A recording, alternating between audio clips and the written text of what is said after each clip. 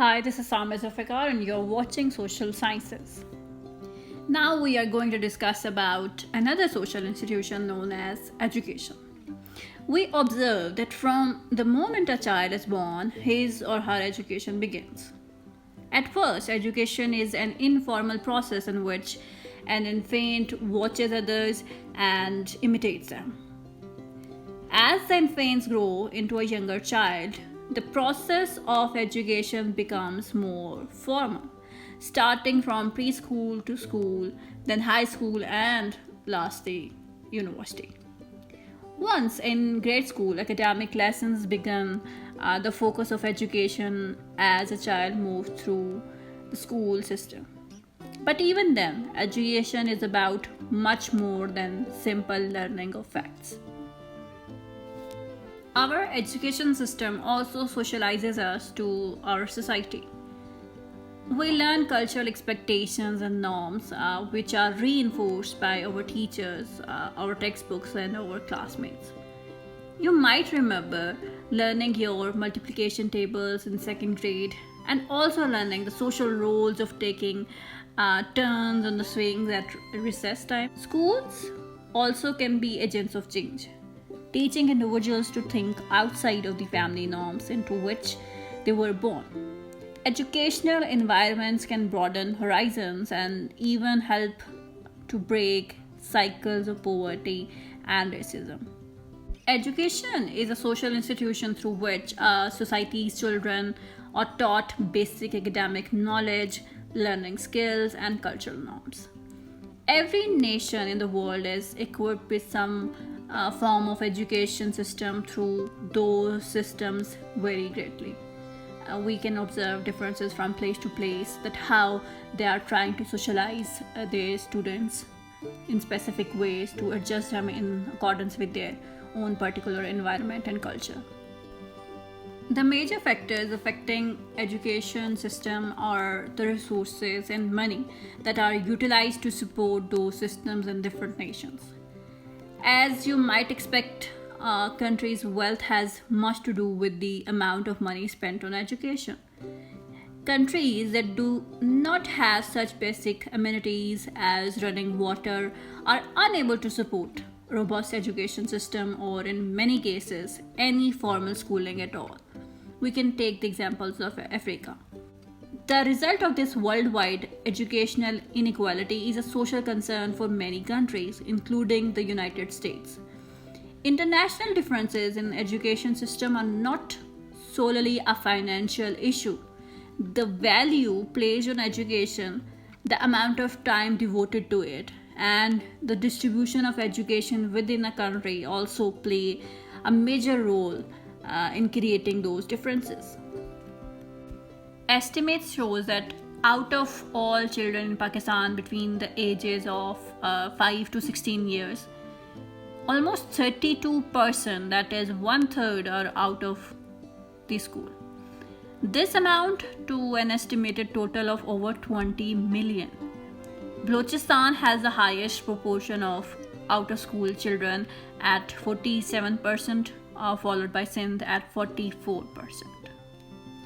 So this whole picture depicts about the educational system of Pakistan. It is obvious that education is not solely concerned with the basic academic concepts that a student learns in the classroom. Societies also educate their children outside of the school system in matters of everyday practical living. There are two types of learning, referred as formal education and informal education. Formal education describes the learning of academic facts and concepts through a formal curriculum. Arising from ancient Greek thinkers, centuries of scholars have examined topics through formalized methods of learning. Education in earlier times was only available to the higher classes. They had the means for access to scholarly material, plus they have luxury of leisure time that could be used for learning. The Industrial Revolution and its accompanying social changes made education more accessible to the general population. Many families in the emerging middle class found new opportunities for schooling. The modern educational system is the result of this progression. Today, basic education is considered a right and responsibility for all citizens. Expectations of these systems focuses on formal education with curricula and testing designed to ensure that students learn the facts and concepts that society believes are basic knowledge. In contrast, informal education describes learning about cultural values, norms, and expected behavior by participating in a society. This type of learning occurs both through the formal education system and at home. Our earliest learning experiences generally happen by parents, relatives, and others in our community. Through informal education, we learn how to dress for different occasions, how to perform regular life routines like shopping for and preparing food, and how to keep our bodies clean. And the cultural transmission refers to the way people come to learn the values, beliefs, and social norms of their culture. And both formal and informal education include that cultural transmission. Another global concern in education is universal access. This term refers to people's equal ability to participate in an education system. On a world level, access might be more difficult for certain groups based on class or gender. Every government needs to perform its effective role in making education accessible for each citizen. Pakistan also tried its best. The 18th Amendment of the Constitution of Pakistan guaranteed free and compulsory education for all 5 to 16 years old as a fundamental right via Article 25A. But still, we observe 23 million out of school children in Pakistan, which shows a huge gap between practice and theory. While it is clear that education plays an integral role in individuals' lives as well as society as a whole, sociologists view that role from many diverse points of views. Functionalists believe that education equips people to perform different functional roles in society, and conflict theorists view education as a means of widening the gap in social inequality.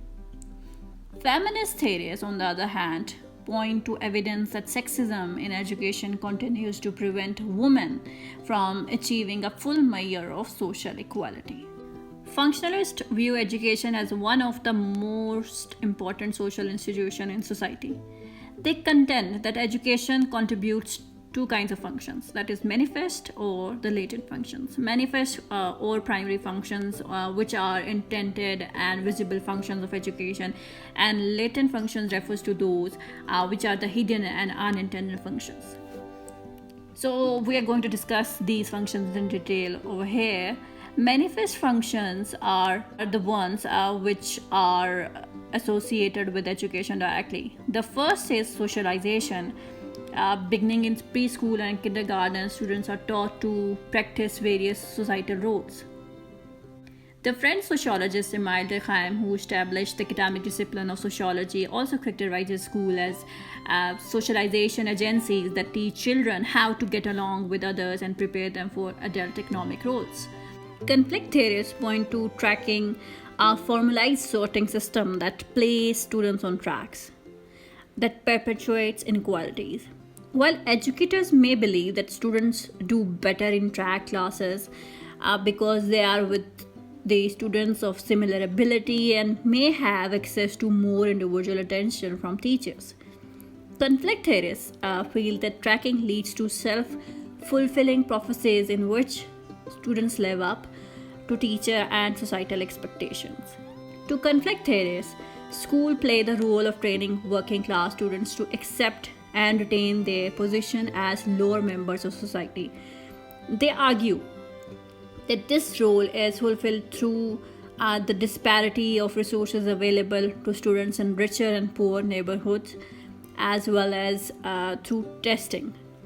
IQ tests have been attacked for being biased, for testing cultural knowledge rather than cultural intelligence. For example, a test item may ask students what instrument belongs in an orchestra, To correctly answer this question requires certain cultural knowledge. Knowledge are most often held by more affluent people who typically have more exposure to orchestral music. Though experts in testing claim that bias has been eliminated from tests, conflict theorists maintain that this is impossible. These tests to conflict theories are another way in which education does not provide opportunities but instead maintains an established configuration of power. Now we are going to discuss about feminist theory, how they see education system. Feminist theories aims to understand the mechanisms and roots of gender inequality in education, as well as their societal repercussions. Like many other institutions of society, educational systems are characterized by unequal treatment and opportunity for women. Large gender gaps exist in access, learning achievements, and continuation in education in many settings, most often at the expense of girls, although in some regions boys are at disadvantage too. Despite progress, more girls than boys still remain after school. According to estimate of UNESCO, 16 million girls will never set foot in the classroom, and women accounts for two-thirds of the 750 million adults without basic literacy skills. Poverty, geographical isolation, minority status, disability, early marriage, pregnancy, and gender based violence, and traditional attitudes about the status and role of women are among the many obstacles that stand in the way of women and girls fully exercising their rights to participate in, complete, and benefit from education. Similar trends are seen among salaries of professionals in virtually all industries as well. When women face limited opportunities for education, their capacity to achieve equal rights, including financial independence, are also limited as well. Feminist theory seeks to promote women's rights to equal education and its resultant benefit across the world, and hopefully one day they will achieve their goal. So this is all about education as a social institution. We have seen that how different theories see education as a social institution and what were their views about it. So next we're going to study about our next social institution. Stay tuned, and if you have any question about this, you can comment in the section below. Thanks for watching. If you like this video, please like, share and subscribe to my channel.